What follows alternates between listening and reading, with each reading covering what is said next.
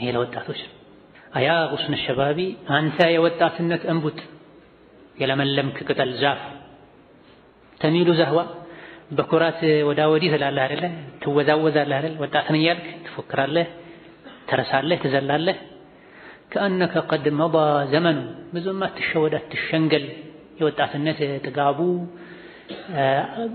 አቅሙ፣ የሰውነት ልስላሴው፣ ምቾቱ ምኑ አይሸንግልህ። ይሄ ብዙ አይቆይም።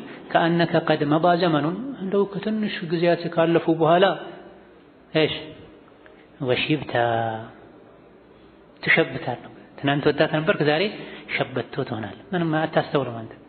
በአንዴ መጥቶ ሽበት ይወራሃል፣ ሁኔታ ይቀየራል። ስለዚህ ትንሽ ጊዜ ነው ያለችው፣ ያቺን እንደው በዒባዳ አሳልፋትና ከአርሽ ጥላ ስር በመሆን ትሸለማለህ። ስለዚህ ዘህው ማለት መዘንጋት፣ መዝናናት፣ መፈንጠዝ፣ መኩራራት ማለት ተሚሉ ዘህወን።